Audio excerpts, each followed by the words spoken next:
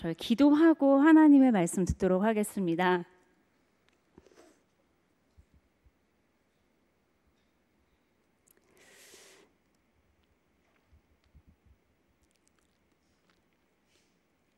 하나님, 저희가 이 자리에 하나님을 예배하기 위해 모였습니다. 오늘 말씀이 우리 모든 심령마다 하나님의 살아계신 말씀으로 전달되게 하시고, 말씀을 전하는 자나 듣는 자나 하나님의 말씀으로 다시 한번 일으켜 세움받는 회복의 시간 되어질 수 있도록 성령 하나님이 인도하여 주시옵소서. 이 남대문 교회를 사랑하시는 주님, 회복과 치유를 약속해 주셨사오니 하나님 앞에 나아가 그 회복을 경험하는 교회가 되어질 수 있도록 주님 은혜를 내려주시옵소서. 이 모든 것들 주님의 손에 맡겨드리며 예수님의 이름으로 기도합니다. 아멘.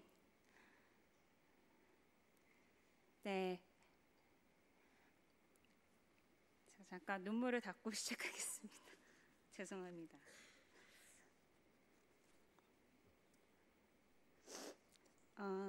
수요 예배에 온 사랑하는 성도님들을 주님의 사랑으로 축복합니다. 네, 오늘 하나님께서 우리에게 주시는 말씀으로 말미암아 하나님이 원하시는 영적인 궤도에 진입하는 진정한 회복이 있기를 소망합니다. 성도 여러분, 오늘 교회에 오실 때 어떤 교통수단을 이용해서 오셨어요? 네, 저는 자동차를 운전해서 왔습니다. 우리의 일상적인 삶에서 버스나 차로 이동하는 경우가 많이 있는데요, 차로 목적지를 향해 갈 때 길을 잃어버리지 않고 갈 수 있는 방법이 무엇이 있을까요? 네? 맞아요.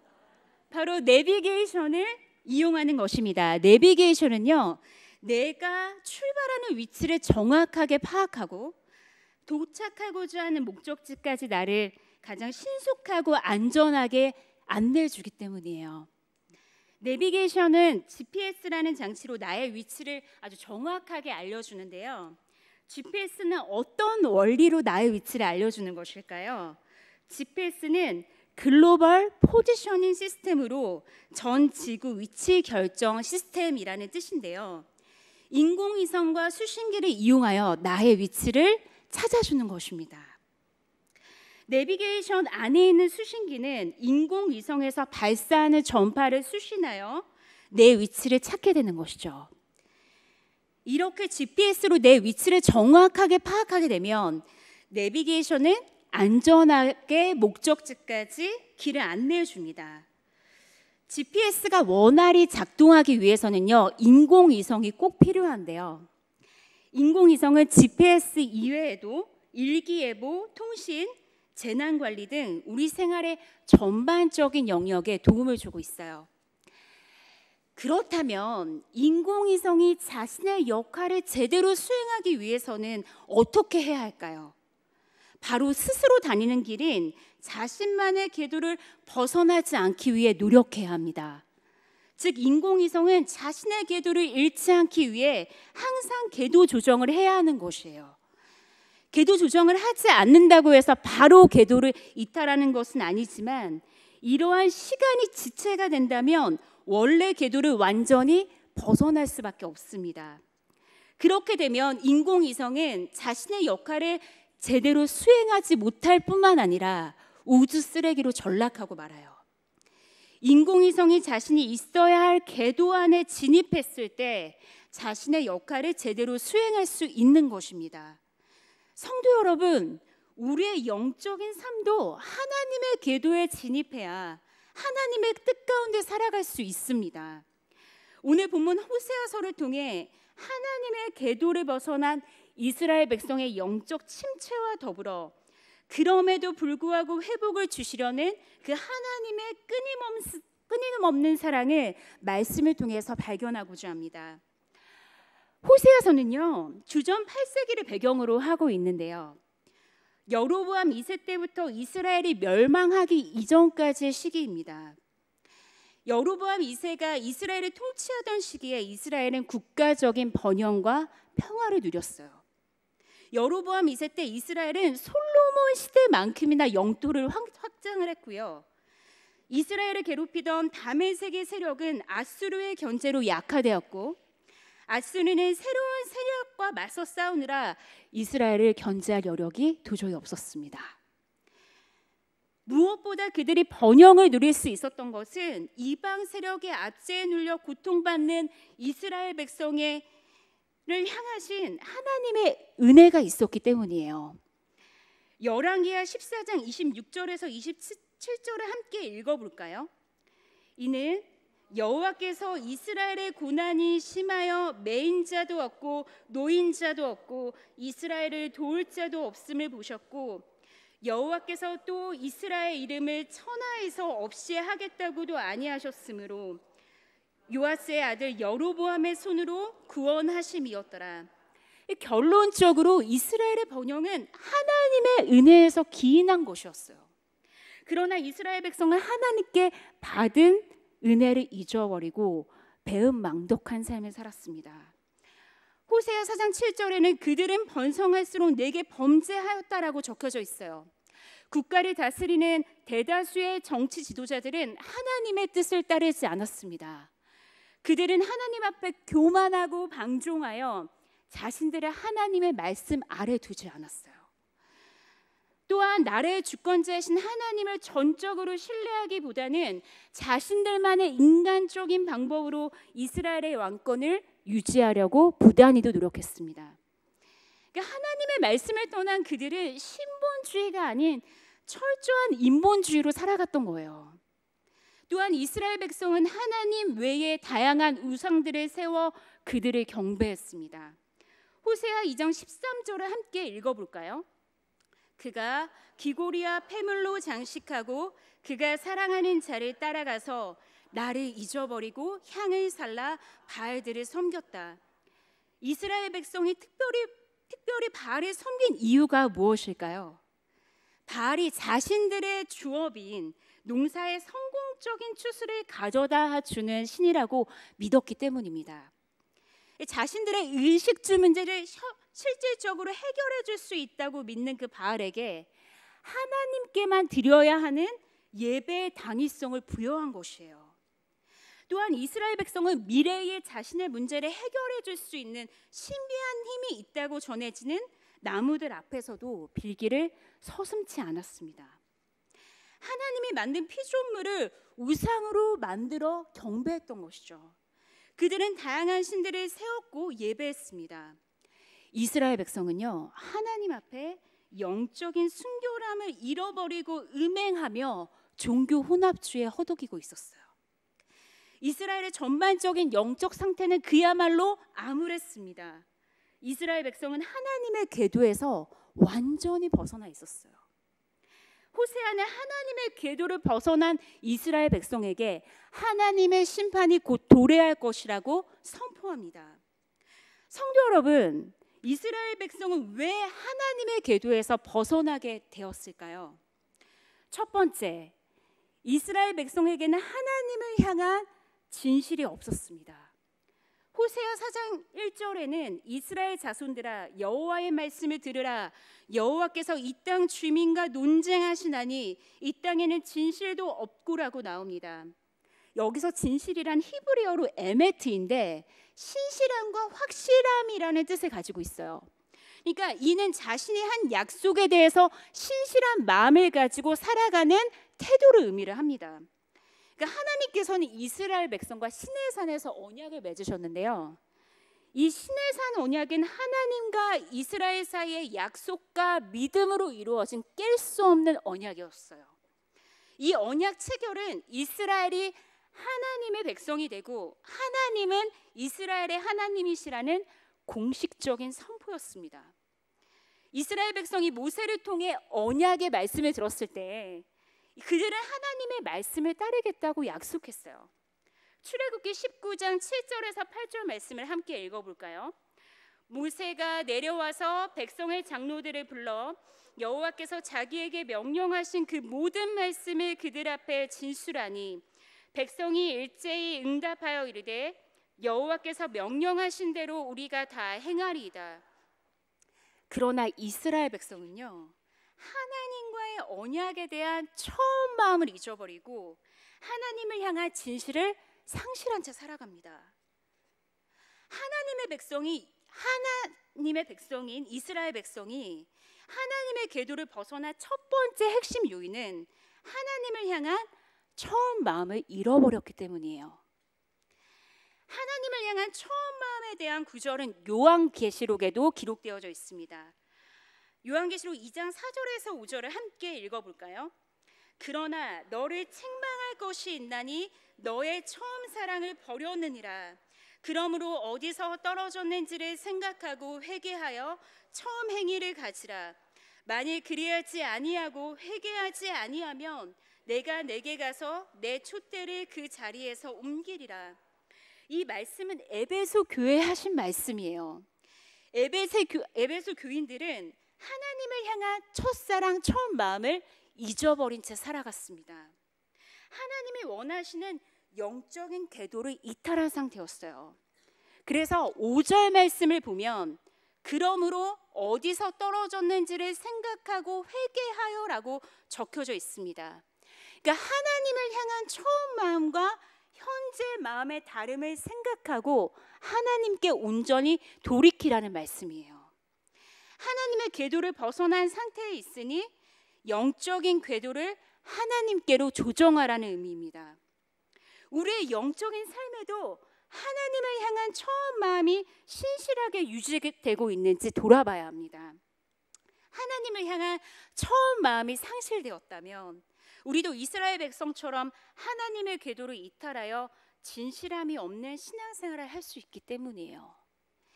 그렇다면 두 번째 요인은 무엇일까요? 이스라엘 백성은 하나님의 인애에 대한 감사가 없었습니다. 인애는 히브리어로 헤세드인데 언약에 기초한 사랑으로서 하나님의 그 신실한 은혜와 긍휼을 의미해요. 이스라엘은 하나님의 은혜로 시내산에서 언약을 맺었습니다. 하나님께서는 이스라엘 백성이 어떠한 자격이 있어서 이 언약을 맺은 것이 아니에요. 그저 하나님의 무조건적인 사랑과 은혜로 언약을 맺으셔서 이스라엘 백성을 자신의 백성으로 삼아 주신 것입니다. 그리고 이스라엘이 하나님 앞에 죄를 지었음에도 불구하고 긍휼히 여기사 죄에 대한 징계는 하셨지만 완전히 멸망시키지는 않으셨어요. 그러나 이스라엘 백성은 여전히 그들을 사랑하시는 하나님의 은혜를 인식하지도 감사하지도 않았습니다.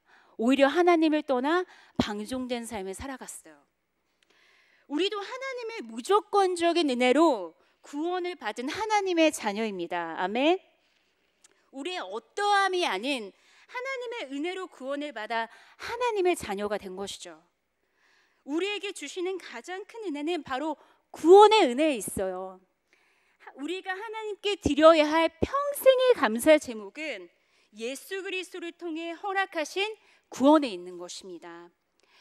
골로새서 2장 6절에서 7절을 보면 그러므로 너희가 그리스도 예수를 주로 받았으니 그 안에서 행하되 그 안에 뿌리를 박으며 세움을 받아 교훈을 받은 대로 믿음에 굳게 서서 감사함을 넘치게 하라라고 기록되어져 있습니다.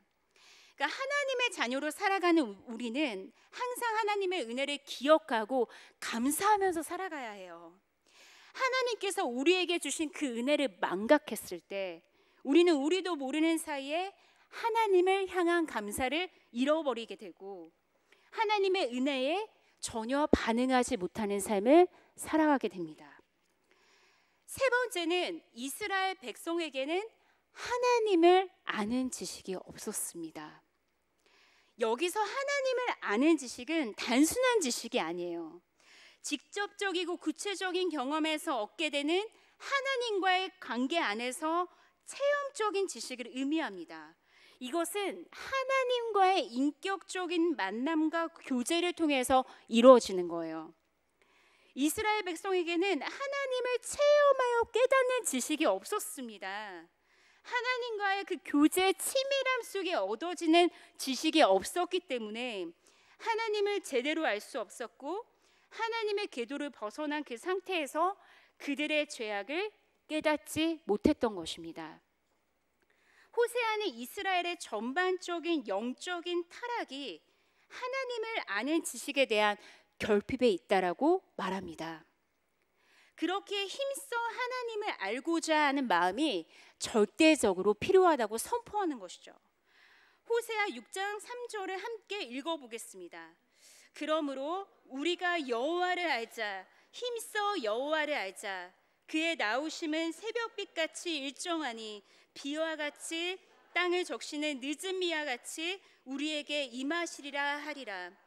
하나님께서는 이스라엘 백성의 형식적인 모습을 벗어버리고 하나님을 향한 온전한 사랑과 갈망의 마음을 회복하기 원하셨던 거예요. 호세아 6장 5절 말씀을 보면 나는 인애를 원하고 제사를 원하지 아니하며 번제보다 하나님을 아는 것을 원하노라라고 기록되어져 있습니다. 하나님께서 이스라엘 백성에게 원하신 것은 형식적인 제사가 아닌 하나님을 향한 온전한 사랑의 마음이었어요. 즉 하나님과의 관계 회복을 원하셨던 겁니다. 우리의 영적 생활도요, 하나님을 향한 사랑의 마음이 없을 때 하나님의 궤도에서 벗어나기 쉽습니다. 하나님을 향한 사랑과 갈망이 없는 신앙생활을 할 때 하나님과의 관계가 끊어지기 쉽습니다. 하나님을 향한 우리의 믿음과 사랑은 이례적 사건에서 끝나는 것이 아니라 갈망에 초점을 맞춰서 날이 갈수록 더욱 깊어져야 하는 것이에요. 베드로전서 2장 2절 말씀을 함께 읽어볼까요? 갓난 아이들같이 순전하고 신령한 젖을 사모하라. 이는 이로 말미암아 너희로 구원에 이르도록 자라게 하려 함이라. 하나님의 은혜로 구원받은 성도는요, 갓 태어난 어린 아기가 살기 위해 엄마의 젖을 갈구하는 것처럼 필연적으로 하나님을 알고자 하는 갈망을 가지고 살아가야 해요. 하나님을 깊이 아는 관계적 지식으로 나아가기 위해서는 그에 합당한 하나님을 향한 목마름과 갈망이 있어야 하는 것입니다. 우리가 하나님을 예배하는 것도, 하나님의 나라의 영광을 위해서 살아가는 것도 하나님을 향한 온전한 갈망이 있을 때 가능한 것이에요. 오늘 호세아서를 통해 바라본 하나님의 궤도를 벗어난 이스라엘 백성의 모습 속에서 우리의 모습을 발견합니다. 하나님을 향한 처음 마음을 잃어버린 모습, 하나님께 받은 은혜를 잊어버리고 감사하지 않는 모습, 하나님을 온전히 사랑하며 갈망하는 마음으로 신앙생활을 하지 못하는 모습, 하나님이 원하시는 궤도를 벗어나 있는 우리의 죄된 모습을 발견합니다. 인공위성이 자신의 역할을 수행하기 위해 자신의 궤도를 유지하고 끊임없이 조정하는 것처럼 오늘 말씀을 통해 우리의 마음이 하나님의 궤도 안에 진입하기를 소망합니다. 이는 우리의 노력으로 되는 것이 아닙니다. 여전히 우리를 사랑으로 추격하시는 하나님의 은혜로 말미암아 가능한 것이에요. 호세아는 특별하게 하나님의 부르심을 받은 하나님의 선지자였습니다. 그는 음행한 여인 고멜을 사랑하여 결혼하고 또 그녀가 결혼 후에 그의 품을 떠나 다시 음행하게 되었을 때 그녀를 사랑하는 마음으로 찾아가서 다시 아내로 맞아들입니다. 호세아가 아내의 끊임없는 음행에도 불구하고 끝까지 인내하며 사랑으로 품어주었던 것처럼 하나님께서는 이스라엘 백성이 죄악으로 인해 타락했음에도 불구하고 영원히 버리지 아니하시고 하나님의 사랑으로 회복하기 원하셨어요. 호세아 6장 1절에서 2절 말씀을 보면 오라 우리가 여호와께로 돌아가자. 여호와께서 우리를 찢으셨으나 도로 낫게 하실 것이요 우리를 치셨으나 싸매어 주실 것임이라. 여호와께서 이틀 후에 우리를 살리시며 셋째 날에 우리를 일으키시리니 우리가 그의 앞에서 살리라 라고 적혀져 있어요.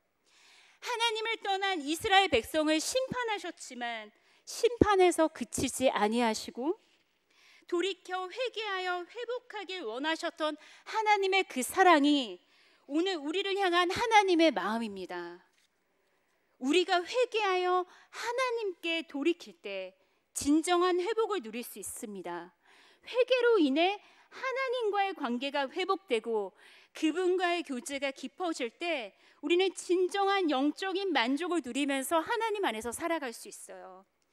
오늘 말씀을 통해 사랑하는 성도 여러분들 한 분 한 분에게 성령님의 조명하심 가운데 영적인 궤도를 조정하시는 하나님의 사랑의 만지심이 있기를 기도합니다. 그리하여 하나님이 원하시는 영적인 궤도에 진입하는 진정한 회복이 있기를 소망합니다.